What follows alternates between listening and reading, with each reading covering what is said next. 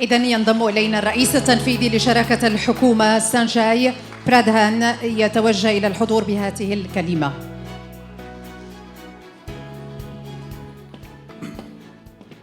Good morning, bonjour, dear excellencies and friends.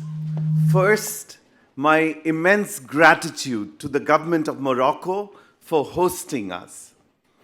It is truly energizing for me to be here in 3 dimensions rather than on Zoom with this vibrant community of reformers from national government, civil society, local governments, parliaments from across the region. We need your vitality at this critical time when the region is confronting a confluence of 5 crises. First, a lingering, debilitating pandemic. Second, a dismally slow economic recovery. Third, a sharp increase in extreme poverty and inequality. Fourth, a continuing climate crisis. And fifth, most relevant for all of us here, a deeper, cross-cutting crisis, a crisis of governance that impedes the ability of governments to tackle the other crises and manifests in deep citizen discontent. You see, prior to the pandemic, the Edelman Barometer showed that citizen trust in government had already plummeted to an all-time low globally as citizens perceived their governments to be disconnected and unresponsive to their needs or corrupt and captured by special interests. During the pandemic, citizen trust fell further as governments generally failed to live up to citizens' expectations. Populists have stoked this citizen anger to rise to power and then attack democratic institutions. Today, an astonishing 2/3, get this, 2/3 of the world's population live in countries that are non-democratic or where democracy is backsliding. While there are important exceptions in the region, we unfortunately see this crisis of governance mirrored starkly across much of Africa and the Middle East. We see this in growing discontent of citizens because democracy has failed to deliver dividends in terms of improving their lives. We see this in rising restlessness of youth, in unacceptably high youth unemployment, and in associated crime and insecurity. We see this in protests, uprisings, coups in Burkina Faso, Mali, and Sudan. We see this in elections becoming mere springboards for leaders to rise to power who, once they are elected, extend their term and then attack democratic institutions. We see this in Afrobarometer data from 34 African countries, which show that only a minority of Africans feel that elections produce accountable leadership. We see this in electoral fatigue in Africa. 30 years ago, people were enthusiastic about voting for new leaders who they hoped would improve their lives. Today, they feel that they did get the right to select new leaders, but they did not get better or different outcomes. In other words, they got choiceless democracies. Elections, therefore, have not alone proven sufficient for delivering on people's aspirations.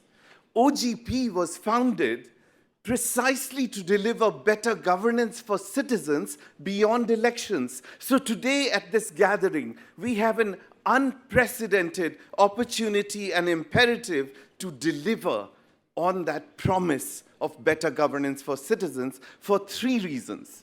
First, over the last decade, OGP has grown into a global platform with 77 countries, 106 local governments, including 15 countries and 23 local governments in Africa and the Middle East, along with thousands of civil society organizations. We can leverage this global platform to deliver better governance for citizens. And we can do so because, second, evidence from the 10-year experience of OGP last year showed that the model works. So when government co-creates commitments with civil society, the reforms are more ambitious and the results stronger. You know what's very good is over 90% of the countries in Africa and Middle East have such multi-stakeholder forums to co-create OGP commitments. That's very commendable. And third, the independent reporting mechanism has assessed that over the last decade, literally hundreds of ambitious OGP reforms have indeed made governments significantly more transparent, participatory, accountable for citizens, thereby empowering citizens to shape and oversee their governments every day, not just once in a few years when they cast their vote. We call this democracy beyond the ballot box. But the stark reality is also that these reforms are too few and far between. So they just don't add up.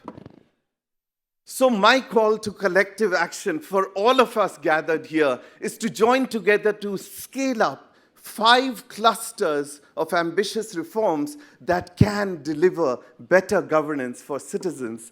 And together, these 5 clusters of reforms can help tackle the crises of democracy, economy, inequality, and climate.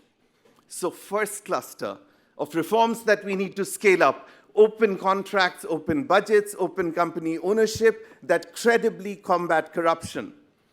In Ukraine, prior to the war, to combat the capture of the procurement process by powerful oligarchs, OGP reformers disclosed previously opaque contracts as open data, resulting in 80% of businesses reporting reduced corruption, 50% new businesses bidding for contracts, and fiscal savings of $1 billion.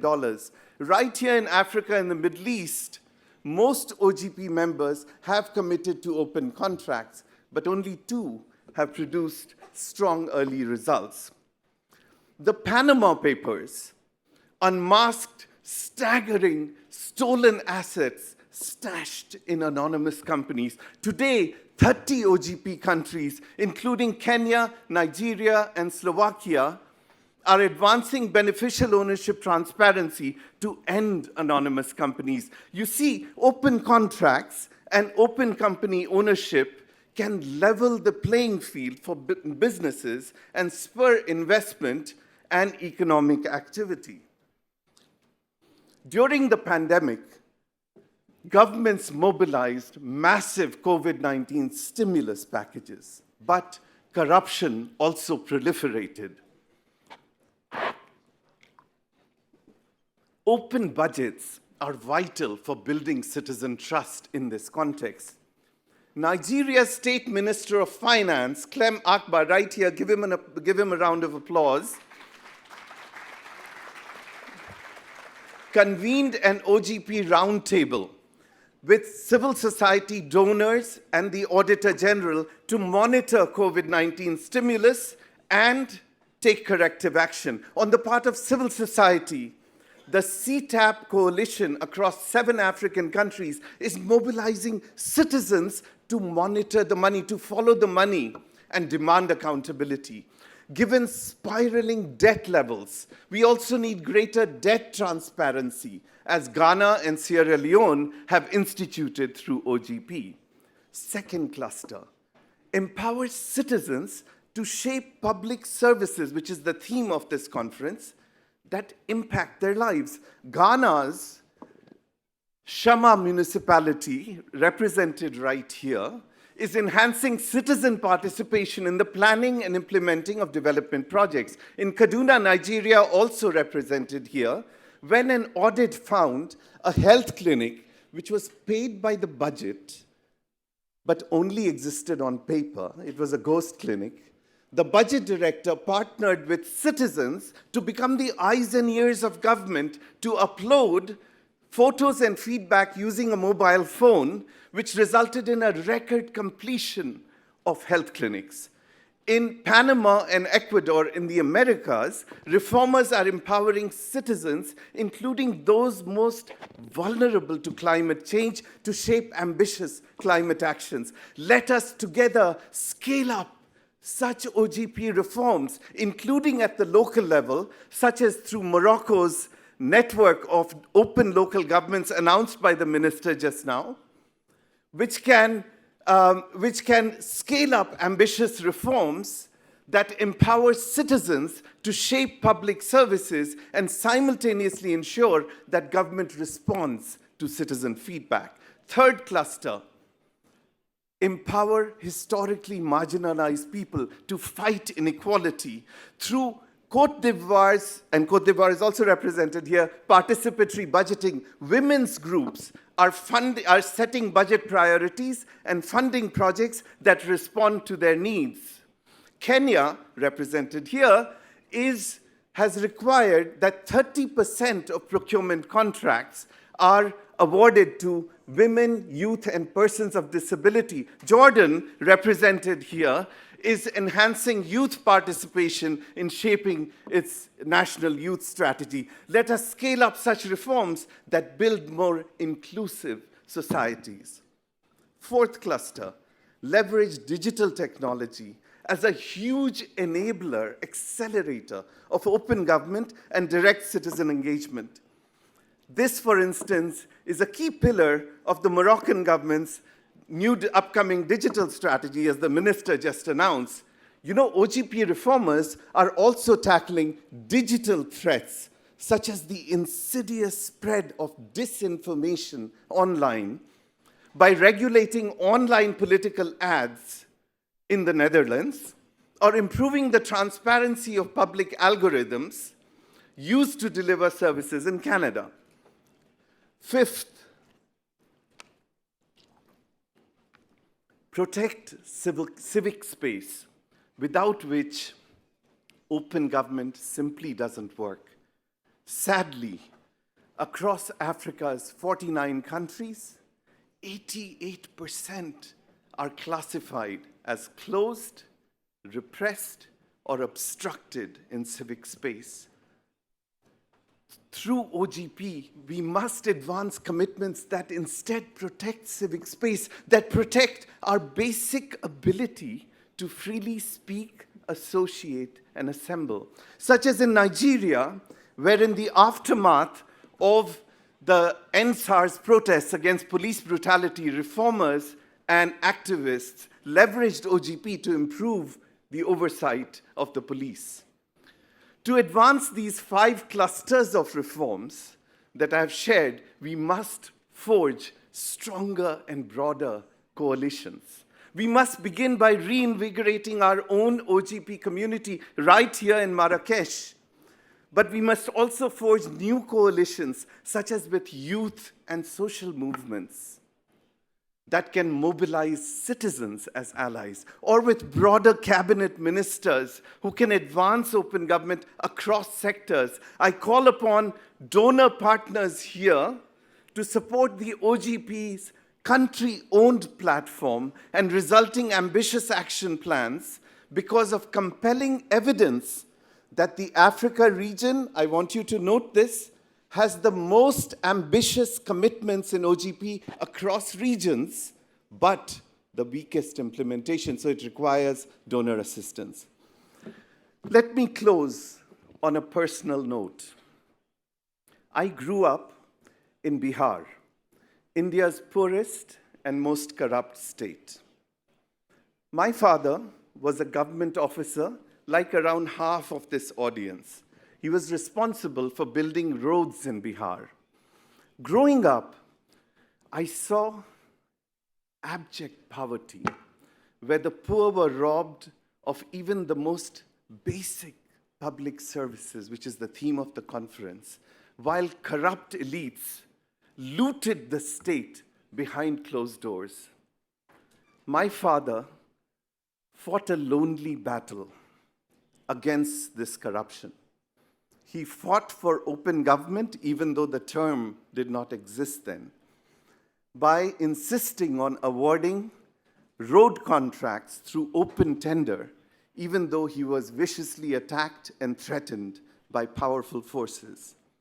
Upon retiring from government, he persisted as a civil society activist outside government, like roughly the other half of the audience here, and persisted in litigating against corruption in road projects till literally the day, 12 years ago, when he litigated his final project, he slipped and he fell and he died. He persisted till the very end, but he was a lonely warrior. OGP represents a precious platform to connect such lonely warriors, such as my father, but importantly, such as so many of you here, so that we can find collective strength and courage to pursue and advance our shared goals against formidable odds. Right here in Morocco, the term twiza, meaning collaboration, is a traditional practice where people come together to contribute to a shared goal. So let us join together in the spirit of twiza to put citizens at the heart of governance. Let us join together in the spirit of twiza to advance ambitious open government reforms that deliver better governance for citizens. Let us join together in the spirit of twiza to deliver on that precious, precious promise, a government for the people, of the people, with the people. Merci beaucoup.